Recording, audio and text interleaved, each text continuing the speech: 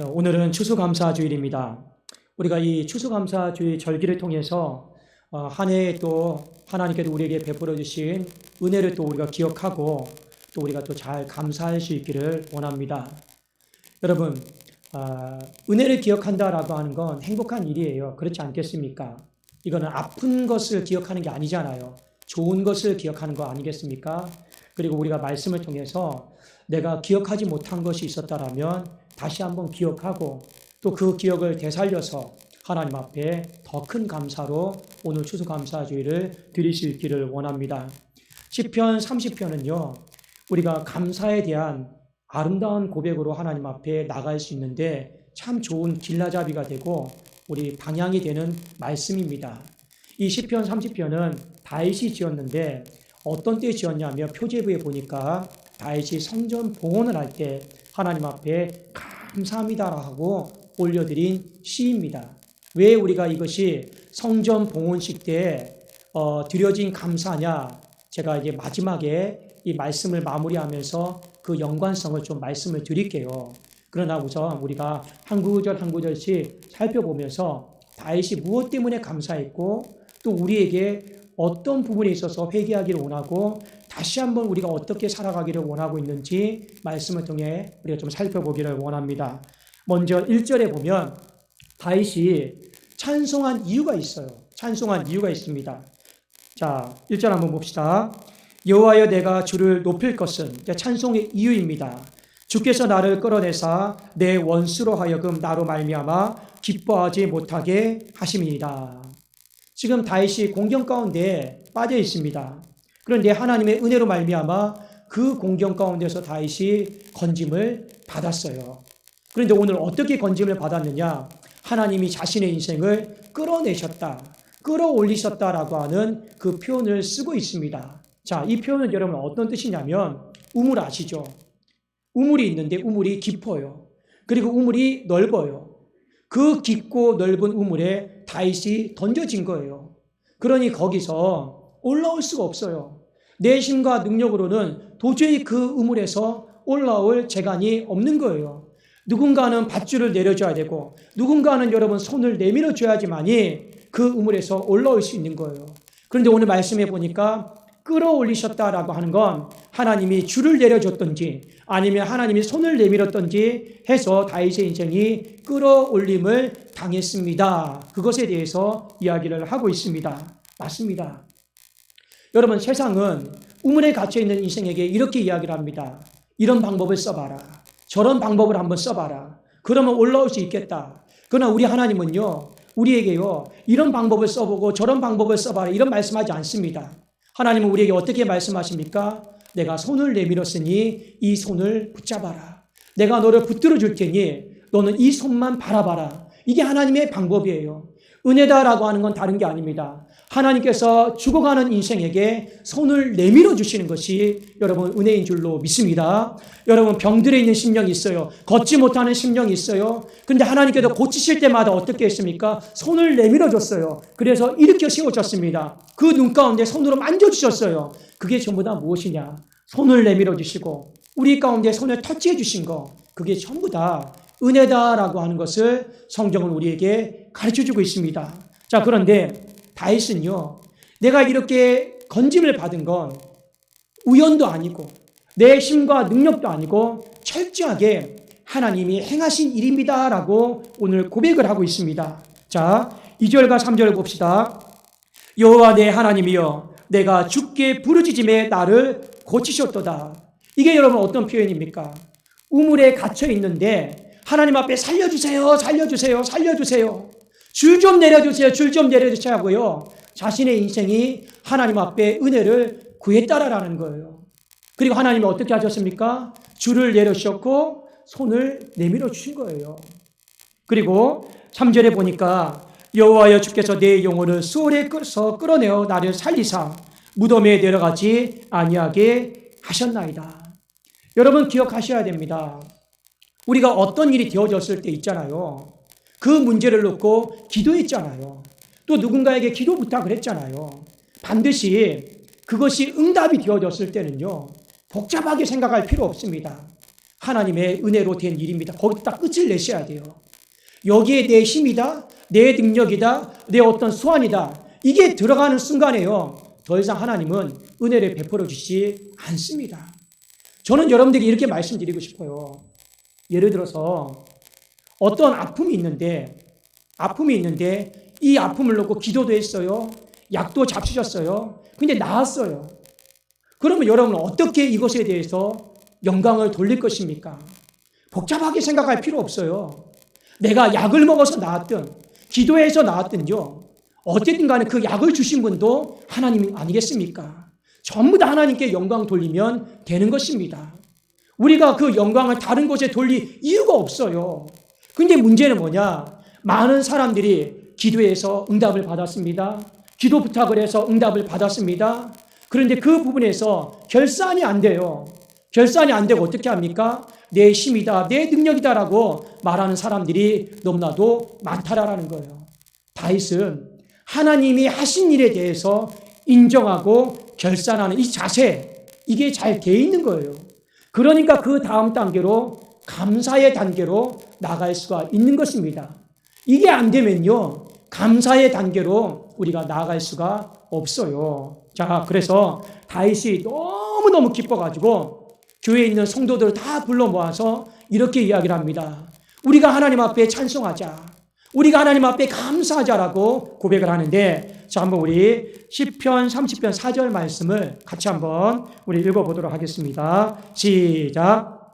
주의 성도들아, 여호와를 찬송하며 그의 거룩함을 기억하며 감사하라. 여러분, 다윗이 말하는 거예요. 내가 은혜 받았다, 내가 우물에서 건짐을 받았다, 그걸 나누고 우리 기억하고 감사하자. 그것이 바로 다윗에게 추수감사주일이었습니다. 맞습니다. 여러분은 1년을 돌아보면서 하나님이 죽을 병에도 고쳐주신 분이 있어요. 내가 면접을 너무 못 봤는데 하나님이 기적처럼 합격시켜주는 청년도 있습니다. 그렇지 않습니까?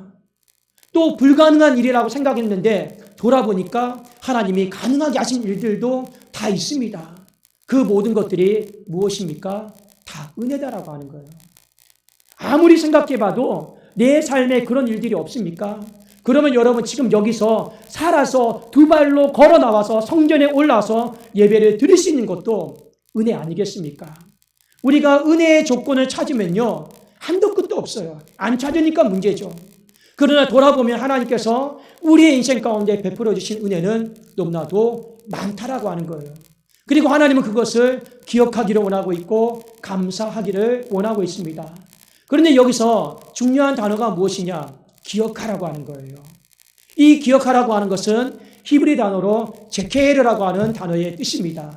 여러분, 이 단어가 어떤 뜻이냐면 그냥 우리의 머릿속에 있는 어떤 생각들을 내가 기억해내야지, 너 한번 생각해봐, 기억해봐, 이게 기억하다라고 하는 뜻이 아니고, 이 기억하다라고 하는 건 제케르는 어떤 뜻이냐면 여러분, 조형물이에요.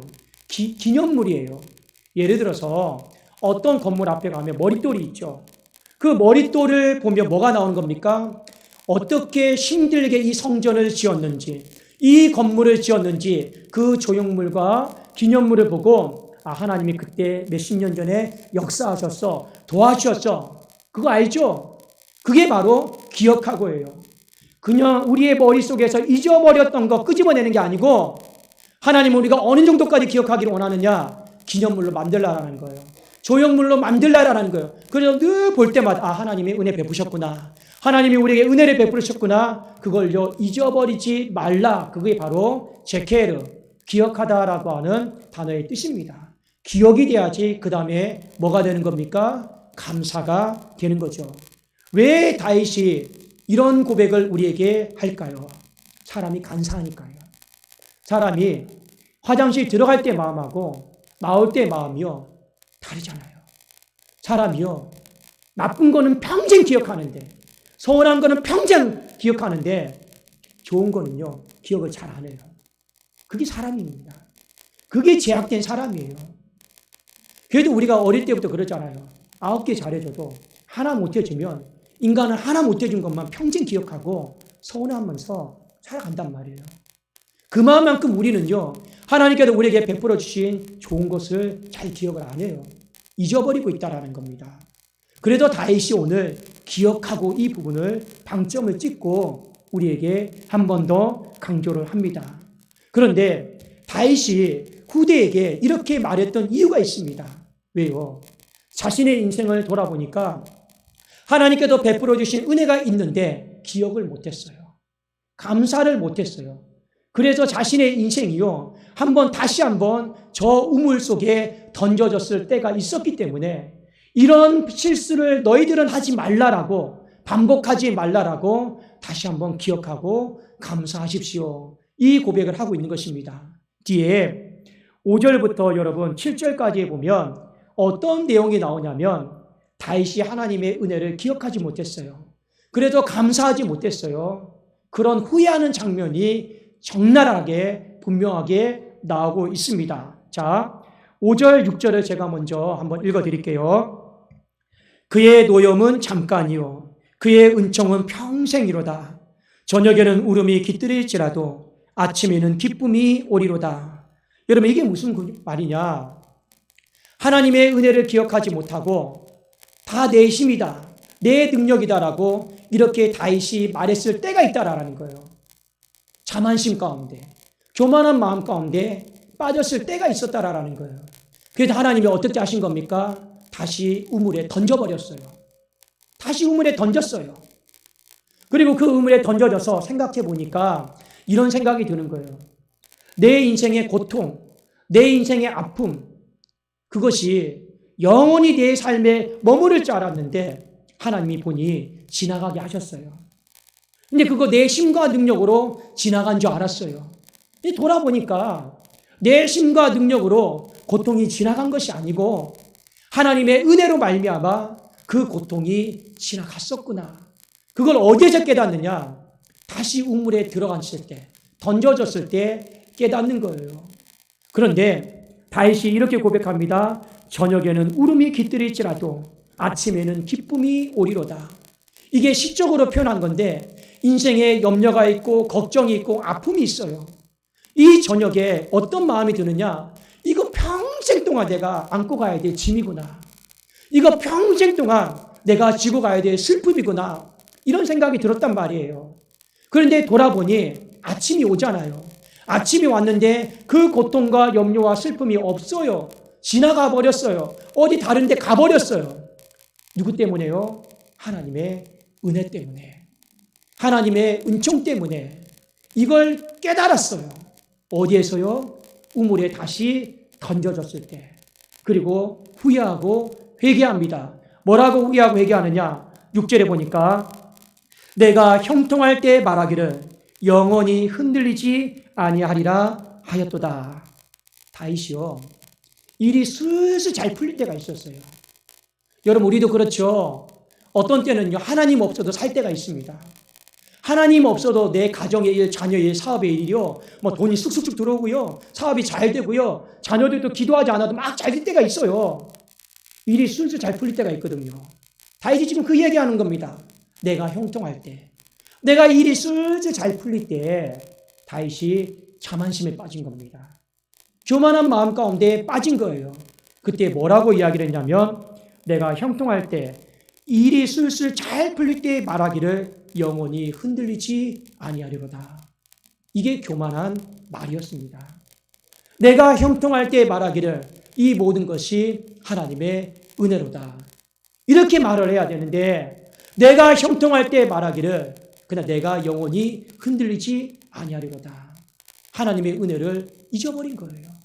그 안에 자만심이 들어온 거고 교만한 마음이 들어온 거예요. 여러분, 저는 그런 생각이 듭니다. 고통의 때보다 더 조심해야 될 때가 언제인지 아십니까? 잘 나갈 때예요. 일이 술술 풀릴 때예요. 때로는 너무 잘 풀려서 하나님 없어도 살겠다. 그때가 있어요. 그때가 영적으로 가장 조심해야 될 때입니다. 조심하십시오.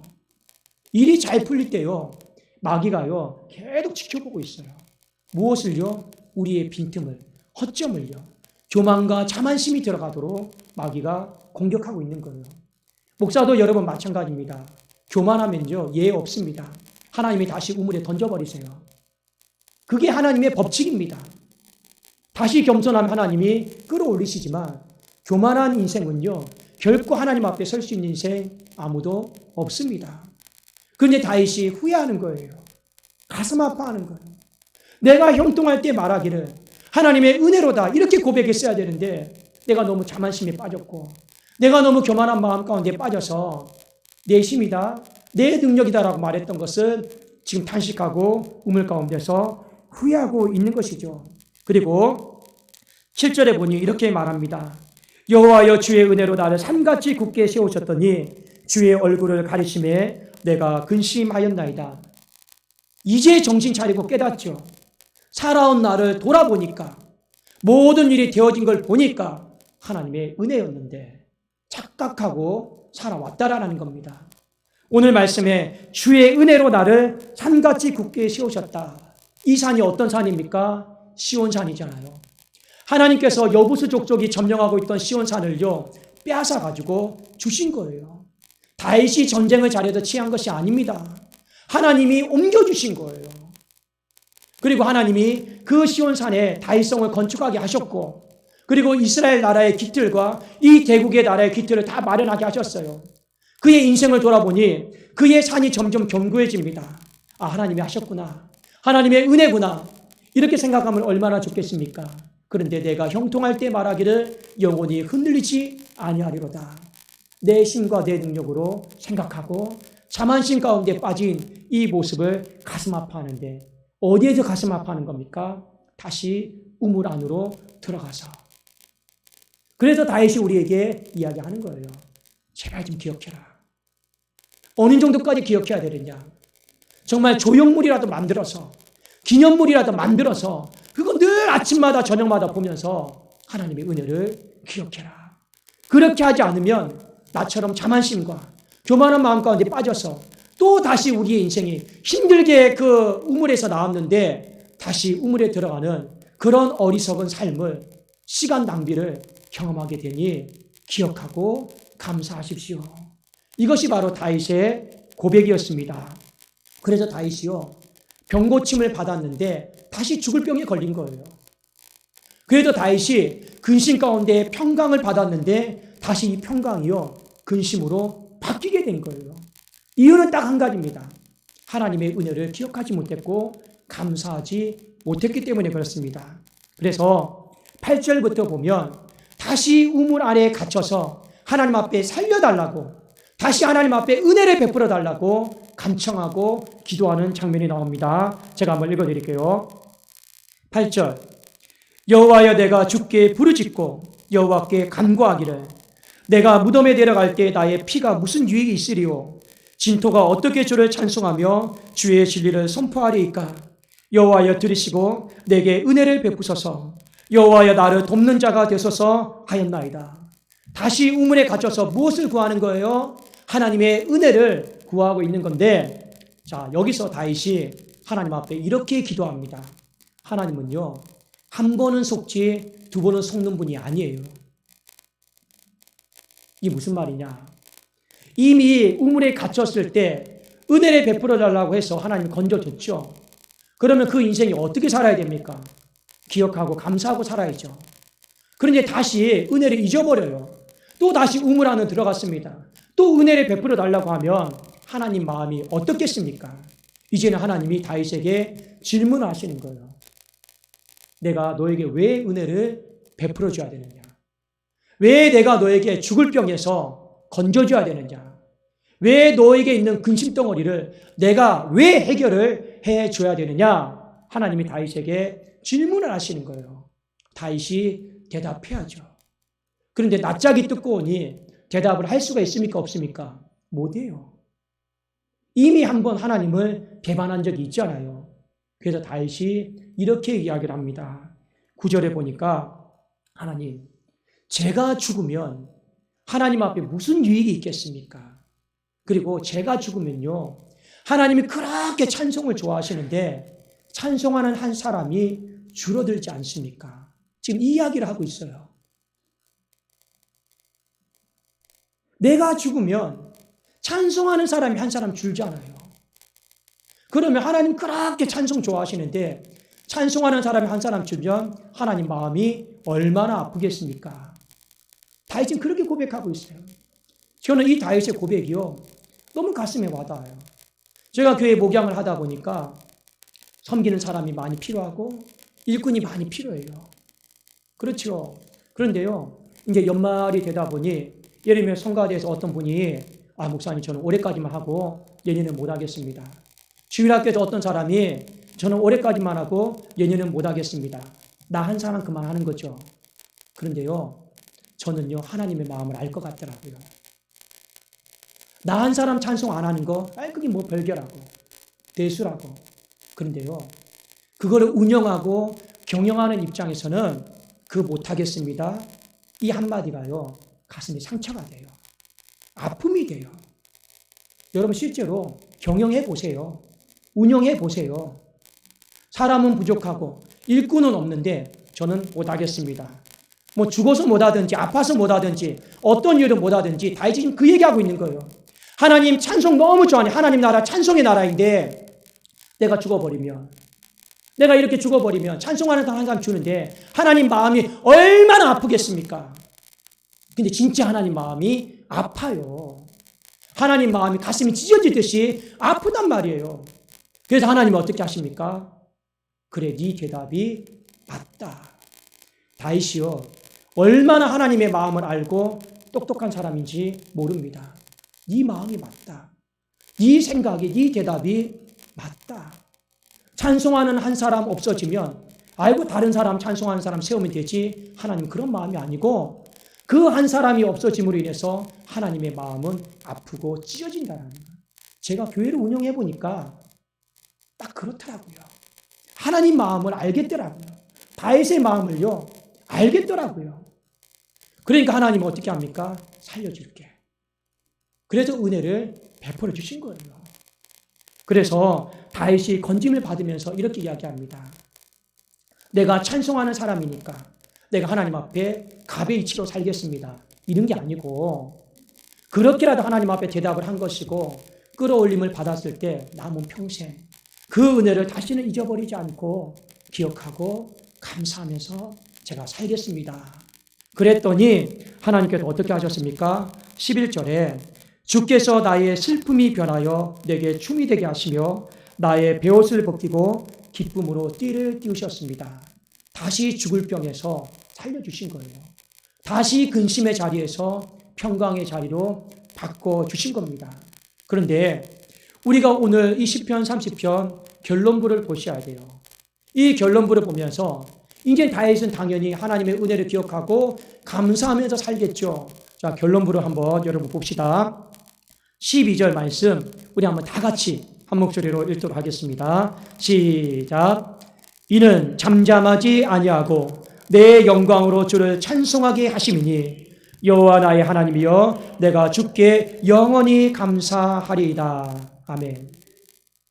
처음에 건짐을 받았을 때 이랬죠. 4절에 내가 주님을 찬송하고 기억하고 감사하겠습니다. 자, 두 번째 건짐을 받았을 때는 어떻게 합니까? 내가 찬송하고 기억하고 그 다음에 뭐라고 나와 있어요? 성경은 잘 보세요. 영원히 감사하리이다. 그렇게 고백하고 있습니다. 뭐가 다릅니까? 영원이다라고 하는 말이 딱 들어가 있죠. 첫 번째와 두 번째 건짐을 받았을 때 다윗이 뭔가 바뀌었습니다. 제가 아까 서두에 말씀을 드렸죠. 시편 30편은 성전 봉헌식 때, 낙성식 때 하나님 앞에 드릴 때 지은 시입니다. 여러분, 헌당이다라고 하는 거 단순히 하나님 앞에 드리는 것에 끝나는 것이 아니라 헌당의 마지막 여러분 백미는 무엇이냐? 주의 성도들의 충성을 서약하는 거예요. 서원하는 거예요. 그것이 헌당 예배의 마지막에 마침표이고 백미인 것입니다. 자, 영원히 감사하게 했습니다. 이 감사는요, 입술로 하나님 앞에 일시적으로 감사하겠다 그런 뜻이 아닙니다. 하나님 앞에 서원한 거예요. 감사 서원인 것입니다. 왜 여러분 감사 서원했는지 아십니까? 왜 감사 서원했는지 아십니까? 다윗이 자만심으로 교만한 마음으로 하나님의 은혜를 잊어버렸잖아요. 그 기억하고가 뭐라고 그랬습니까? 제케르잖아요. 기념물을 만드는 거잖아요. 조형물을 만드는 거잖아요. 그러니까 자신의 인생 가운데 감사가 지금 중요한 게 아니라 잊어버리지 않는 게 더 중요한 거예요. 그래서 나름대로 자신의 인생 가운데 제케르, 기념물을, 조형물을 만든 거예요. 그걸 뭐로 만든 겁니까? 서원으로 만든 거예요. 하나님 앞에 평생의 서원으로 만들었는데 그 서원이 바로 자신의 인생에 스스로 굴레 씌우는 것입니다. 우리 한국교회 많은 사람들은요, 서원을 두려워하고 있어요. 왜요? 못 지키니까. 우리는 우리 스스로가 못 지킨다라는 거 너무 잘 알고 있어요. 그래서 이제는 아예 서원 자체를 안 하려고 그래요. 그러나 여러분, 성경에 이 서원을 통해 하나님이 주시는 복은 어마어마합니다. 근데 많은 사람들이 이미 지레 겁을 먹고 서원 자체를 안 하려고 그래요. 못 지키니까. 또 여러분, 많은 목사님들이 설교하죠. 서원 못 지키면 또 벌 받는다고요. 그러니까 아예 서원 자체를 안 하려고 그럽니다. 그게 우리의 신앙에 편하고 정신 건강에도 좋고 하나님 앞에도 불편한 것도 없고 서원 자체는요, 남의 일이에요. 구약시대의 일이에요. 그런데 다윗은 서원을 했습니다. 근데 이 서원은 굉장히 가치 있는 서원이에요. 왠지 아십니까? 한나가 서원을 했습니다. 왜 서원했습니까? 불임이에요. 자녀가 없으니까 그 자녀를 나에게 주시면 하나님께 갖다 바치겠습니다. 그렇게 서원했죠. 안 되는 일을 겪을 때 서원함을 통해서 일이 되게 만들었던 것이 서원이었습니다. 자, 그런데 다윗은 그렇게 서원하지 않았어요. 왜 서원했습니까? 하나님의 은혜를 잊어버리지 않기 위해서 스스로 그냥 서원을 한 거예요. 자신의 인생 가운데 굴레를 씌운 것입니다. 그렇게 함을 통해서 하나님의 은혜를 잊지 않고 싶었기 때문에 그렇습니다. 제가 있잖아요. 여러분 오해하지 마십시오. 이 40일 특별 새벽기를 통해서 집사람하고 우리가 하나님 앞에 얼마 있게 헌금을 드릴까 서로 논의를 했습니다. 서로 합평 가운데 논의를 하고 저도 40일을 하다 보니까 10일째, 20일째 되는 날은요, 그냥 기쁜 마음을 잘 드렸어요. 그런데요, 수입은 한정돼 있잖아요. 그렇잖아요. 30일째 생각하니까 이제 돈이 별로 없어요. 예를 들어서. 근데 하나님과 약속했잖아요. 그러니까 드리려고 하니 마음에 불편한 마음이 생길 수 있겠죠. 그렇습니까? 안 그렇습니까?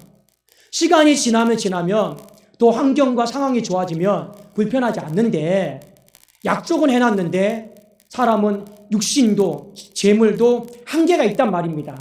근데 그걸 지키려고 하니 나중에 되면 어떻게 됩니까? 불편해져요. 그런 마음이 당연히 생기죠. 자, 다윗도 똑같습니다. 하나님 앞에 은혜 가운데 건짐을 받은 게 감사해서 내가 영원히 감사하리라 서원을 했습니다. 다윗도 똑같죠. 시간이 흐르면 흐를수록 그 무언가를 서원했는데 그게 불편할 수도 있겠죠. 잘 안 될 때도 있겠죠. 그런데 다윗은 이렇게 생각한 거예요. 불편하고 잘 안 돼도 그 불편함이 감사한 거예요. 그 잘 안 되는 마음이 감사한 거예요. 왜요? 다시 한번 하나님의 은혜를 생각할 수 있는 기념물이 되잖아요. 그렇지 않겠습니까?